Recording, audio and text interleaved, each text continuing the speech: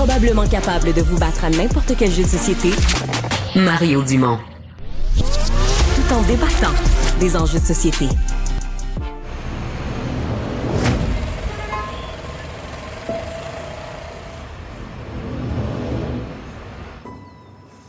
C'est vraiment beau, hein? Vraiment beau. Je suis content de te retrouver, Jean-Michel. Moi aussi, mon ami, après cette belle aventure dans la jungle, mais un matin, je me suis réveillé puis je me suis dit, pourquoi? Avoir participé à Sortez-moi d'ici, c'est comme d'avoir vécu un camp d'été complètement cinglé. Cette expérience nous a fait affronter nos peurs et vivre des moments totalement surréels. Dans la chaleur de la jungle du Panama, Sortez-moi d'ici nous a forcés à repousser nos limites et à accepter l'imprévu. On a pu traverser cette aventure grâce aux gens qui l'ont vécu avec nous. Dans l'adversité, il y a des liens qui se sont forgés, des amitiés qui sont nées et d'autres qui se sont solidifiées. Ouais, mais là, c'est pour le plaisir. Sortez-moi d'ici, mais pas tout de suite. Oui, parce qu'on sait que dimanche, c'est la finale de Sortez-moi d'ici qui nous a levé le cœur une couple de fois. Mais après ça, ça se poursuit avec une autre série d'épisodes avec Gino Chouinard et Jean-Michel Anctil qui sont avec nous ce matin. Merci beaucoup d'être avec nous. Mais quel prestige de vous avoir Propre. deux à la fois. Grande vedette du Québec pour notre dernière. On a covoituré aussi En comme plus? les voisins, alors ça a simplifié les choses. Est-ce que Sortez-moi d'ici vous a rapproché? Mais vous étiez déjà amis, mais est-ce que ça vous a rapproché? On apprend à se connaître sous un angle différent. Ouais. Il savait pas que tu ronflais? Non. Non, ça c'est clair que je l'avais pas testé avant. Avoir su d'ailleurs. T'as utilisé beaucoup de métaphores. Ça t'a amené un langage de littérature pour décrire de toutes les façons son ronflement, là. Tu sais, moi, pendant des années, j'ai souffert un peu des nuits écourtées. Là, je me disais, je peux pas croire que je suis dans le jungle. C'est même pas les bébites qui me tiennent réveillé, c'est mon chum qui ronfle à côté. J'ai trouvé ça dur. Mais je tiens à dire que... Je ne le ronfle pas. Non, je sais que mais il y a eu du montage, ils ont rajouté des sons. Et Gino s'est revengé à la finale. Le dernier soir qu'on a dormi dans la jungle, Marc-Antoine et Gino ont ronflé en tabarouette. Vous avez quand même survécu à travers les bébites. Vous avez mangé des plats que nous, à la maison, on a eu des hauts le cœur, mais vous êtes passé au travers ça. Est-ce que vous vous êtes surpris dans cette aventure-là? Ah oui. Moi, j'avais dit à la production, je peux faire n'importe quoi. Vous le savez. De toute façon, ça sert à rien de cacher mes peurs. Écoutez Fort Boyard, vous allez voir les émissions où je suis allé, vous savez que j'ai peur des hauteurs, des bébés, toutes.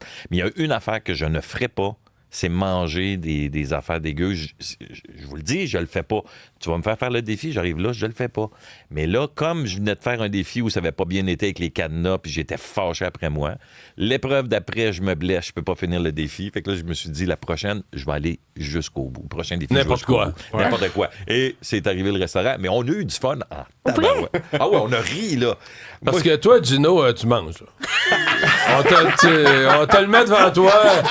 Tu fermes les yeux, tu serres les oreilles puis tu manges. J'étais en mission, Mario, c'est vrai. On dirait qu'il n'était pas question que je sorte de là sans avoir mangé ce qu'on me mettait sous le nez. J'étais même prêt à aider Jean-Michel, sachant que lui, il avait le cœur facilement sur le bord des lèvres. Et là, en fin de semaine, il faut que je fasse une confidence. Ouais, OK. Je reviens du chalet. Je suis parti un petit peu plus tard du chalet que prévu. Je voulais voir l'émission. On arrive à la fin. Je voulais pas la manquer. Puis je ne voulais pas regarder en différé. Je voulais la regarder en direct. Puis là, j'avais pas eu le temps de souper. Fait que j'avais de quoi. Je suis arrivé juste à la maison à 7h30. Il y avait de quoi dans le frigo qui était déjà fait. Je me suis réchauffé ça. Je me suis assis sur le divan et je mangeais pendant que vous tombiez dans une piscine où il y avait de la merde. Ils ont ajouté des tripes. Puis je me suis dit, j'aimerais toujours manger comme... On mange moins. C'est ça ta ligne. Pour ma ligne, c'est parfait. Tu manges à ta faim, mais une fois que t'as plus faim, là, t'es comme... Ça va être correct.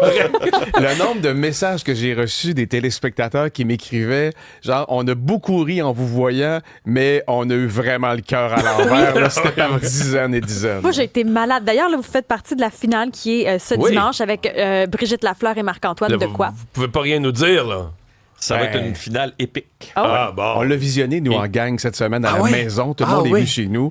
On l'a visionné. Ça a crié, ça a pleuré, ça a ri. C'était vraiment une soirée touchante. Parce que pour nous, quand on fait nos défis, on voit pas les défis des autres. Ils ont beau nous le compter, mais quand on le voit, même le reste du groupe, on leur a compté la finale, les épreuves qu'on a fait. Et là, qu'eux nous voient performer, nous voient faire des affaires. On fait « Ah, mon Dieu! » Même les campeurs ont fait « Ah, mon Dieu! Je sais pas, je l'aurais fait. Ah, mon Dieu! » Ben, c'est beau de vous voir, je trouve, sur le camp aussi, puis l'espèce de synergie entre vous. Puis la beauté de la chose, c'est qu'à partir de lundi, quand Sortez-moi d'ici sera fini, vous arrivez, vous, avec Sortez-moi d'ici, mais pas encore, où là, vous nous amenez en Colombie. Oui, exactement. Ça a fait du bien. On est repartis 2 semaines ensemble après le Panama. On est allé en Colombie tourner ces 10 émissions-là de Sortez-moi d'ici, mais pas tout de suite. Où on a vécu des épreuves physiques, mais moins intenses. Sauf peut-être une dégustation de plats typiquement colombiens qui est assez particulier. OK, c'est quoi particulier? Raconte-nous. Ben, à un moment donné, on nous a fait déguster 2 plats. Le premier, c'était une soupe au bœuf. Et le deuxième, c'était une espèce de mijoté de... Coq soupe au pénis. Oh! Et Coq Gino, soupe. et Gino C'est a posé raide. la question au serveur, c'est le pénis Pas de toujours. qui? Pas toujours, Isabelle. Même bien mijoté, c'est pas très agréable. Ben là, non. l'objectif de cette série-là, c'est quoi? De découvrir la Colombie, qui est un pays que moi, je connaissais par les émissions ou les films. Tu sais, c'est Pablo Escobar, C'est dangereux. les narcotrafiquants et tout ça. Mais Mais c'est Medellín, plus ça, c'est... là. Non. Les gens vont visiter la Colombie, ils reviennent enchantés, là. Ouais. Puis il essaie aussi de s'éloigner de cette image-là de Pablo Escobar. On est allé dans la Comunota 13, qui est le quartier un des quartiers les plus chauds, qui était un des quartiers les plus chauds à Medellín. Puis on avait un guide, un Français qui habite là depuis quelques années, qui nous a expliqué un peu où on se trouvait. Il y avait un terrain de soccer où des enfants jouaient, puis il nous expliquait que ce terrain-là, avant, c'était un lieu d'exécution. Si les narcotrafiquants arrivaient dans le quartier puis qu'il y avait quelqu'un qui ne connaissait pas, il l'amenait là, puis il y avait 1 heure pour que quelqu'un vienne l'identifier pour dire « OK, oui, je le connais, c'est mon cousin ». Sinon, il l'exécutait. Oups. Et là, de savoir toute cette histoire-là, et maintenant, c'est un quartier qui est très touristique, très coloré. Les gens sont souriants, sont fins, et on se sent en sécurité. Fait qu'on s'est promené un peu comme ça en Colombie, à Medellín, Guatapé, puis Cartagena. Guatapé, c'est la ville la plus colorée de la Colombie. C'est magnifique. C'est une petite ville à peu près de 3-4 000 personnes à visiter absolument si vous allez là-bas. On a fait du deltaplane, on a fait du canyoning, on a fait de l'équitation sur la plage. Ça, c'est fait drôle, rire. ça. Ça s'est mal terminé. Ah, OK. On a une petite visite à l'hôpital. Ah oui, hein? oui. Déjà que tu étais blessé avec ton genou? Ouais. Ouais, c'est ça. OK. Alors, on l'a Pas chanceux. Ah non, moi j'ai visité l'hôpital au Panama, l'hôpital en Colombie. J'ai fait une chute à cheval. J'ai été quand même chanceux dans ma malchance. C'est contusion majeure, mais pas de fracture, rien. Mais je suis venu coloré. De les côtes, la cuisse, l'abdomen et les parties C'est- intimes Oh, bleues. c'est pour ça que C'est j'ai le- nourri comme ça. C'est le cheval qui était un épais ou le gars dessus? Non.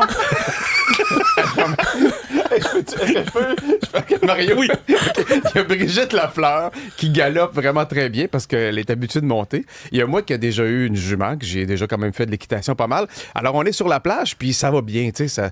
Jean-Michel, il tire un C'est peu de la féerique patte. à date, là. C'est magnifique. Le soleil se couche, c'est extraordinairement beau. Et à un moment donné, Jean-Michel il vient de nous dire, je suis pas très confortable, on dirait que ma selle est pas assez serrée. Il dit, je me sens pas à l'aise. Mais on repart au galop quand même. Et là, à un moment donné, Brigitte, moi, on galope, puis je vois arriver la tête du cheval de Jean-Michel à côté de la mienne. Mais avec pas de Jean-Michel. Je dis, coudonc, il a décidé d'accélérer. Qu'est-ce qui se passe? Je me tourne, il n'y a pas de Jean-Michel sur le cheval. Je me tourne plus, puis je vois un gars planté dans le sable. Là. Il était vraiment, malheureusement, là, l'épaule rentrée dans la beach. Puis... T'es pas d'accord? Non, mais malheureusement. On n'est pas censé rire.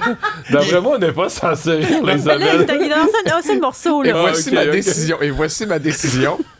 J'ai un cheval qui galope seul, qui s'en va vers l'inconnu. J'ai un chum qui est planté dans le sable, qui me semble immobile tellement il est en douleur. Est-ce Alors que moi, l'urgence, c'est de récupérer le cheval ou d'aider le chum? Exactement, Mario. Je sais pas quelle décision t'aurais prise. Hein? Moi, j'ai décidé de sauver le cheval. Mario, Moi, si j'étais le chum, j'en serais sorti déçu un peu du choix. C'est ce qui est arrivé. Et le lendemain, au souper, il me pose la question. à partir de combien de temps on peut commencer à en rire? Et là, il me raconte ça. Puis là, il fait, mais je savais que tu bougerais plus. Mais le cheval, lui, il continue de bouger. Il faut que j'aille le chercher. Mais là, est-ce que tu as récupéré le cheval? J'ai récupéré le cheval, puis le plus drôle Non, qu'on ben, a c'est un compris succès. par la suite, c'est que le cheval, son enclos était au bout de la plage. Fait que lui, il retournait juste à la maison. Fait que t'as fait ça pour rien. Tu voulais être le héros de quelque chose, mais inutile. J'ai perdu une partie de mon amitié avec un chum pour sauver Pour un un cheval. héroïsme inutile. Ouais, je Exactement, comprends. Ouais. Alors, c'est pour ça qu'il faut regarder Sortez-moi Ouais. d'ici, mais pas tout de suite. Ah, on a fait plein d'activités. On a eu beaucoup de plaisir. Vraiment. On s'est amusé. Gino a Mais vu donc, l'émission, c'est qui? C'est pas tous les participants de Sortez-moi d'ici. Non, mais on a de la visite occasionnelle qui vient nous rejoindre en Colombie Ah, ok. pour faire des tournages avec Donc, nous. vous deux, Ouais. puis d'autres anciens participants s'ajoutent. qui Ceux qui ont s'ajoutent. aimé pendant l'aventure. Ceux qui ont pu se révéler pendant l'aventure. Ok. Ouais, c'est ça. Donc, vous nous confirmez Brigitte Lafleur, entre autres. Oui, exactement, oui. Et voilà. Sinon, il va falloir écouter les lundis à TVA. Donc, ça commence déjà cette semaine. D'avoir quand même un nouvel attachement pour les Alouettes. Eh ben moi, je vais souvent voir des games avec mon fils qui est à, qui est Oui, qui est t'es à avec côté nous. de toi. Et Marc-Antoine, j'étais là au match d'ouverture avec Jean-Michel. Je suis allé voir 4 ou 5 parties l'an passé aux Alouettes de Montréal. Moi, j'ai beaucoup aimé Marc-Antoine Decoy. Ça a été une révélation pour moi. Un gars extrêmement gentil, au-delà de l'athlète. Là. Non, mais il a Un- une belle personnalité. Là. Vraiment. On le savait, mais ça Vraiment. se révèle. Puis il vous a fourni tous les slogans. Ah oui, Moi, je l'écoutais en direct, là, tu sais, Ouais. évidemment, la Coupe Grey puis son discours. Puis moi, j'avais parlé en ondes, tu sais, de ça, là, tu sais, le français qui avait été négligé à Toronto, puis tout ça. Puis ensuite, j'ai écrit. Moi, je l'ai mis dans le trou parce que 3 jours après, tu sais, il y avait eu des gens qui l'avaient dénoncé un peu au Canada anglais. Moi, je l'avais défendu qu'il avait raison. Puis ça venait du cœur. Puis c'était un peu. Ça avait sorti un peu par moton, mais qu'il avait raison. Puis tout ça. Mais, tu sais, pour dire que ça vous a fourni le slogan. Notre cri d'équipe, gardez-le pour vous autres, vos maudites anglais. bébêtes, ça vient exactement de là, Mario, exactement. Eh ben, Félicitations pour Passez-moi au salon saison 2 aussi, merci. Jean-Michel. Merci. Bravo. Commence à tourner en septembre pour 12 épisodes. On est bien contents. Merci de votre passage en studio. Puis, Merci à vous. Je vous dis tout de suite là, aux gens qui nous écoutent, Gino est rentré en studio tantôt, il était à genoux devant moi, admiratif. Il dit, c'est-tu extraordinaire, un gars assez courageux pour se lever tôt le matin. Il dit, moi, je ferais jamais ça dans ma vie. Plus jamais. Salut, merci. Hey, bonnes vacances, Mario. Merci. Merci Bye. Isabelle.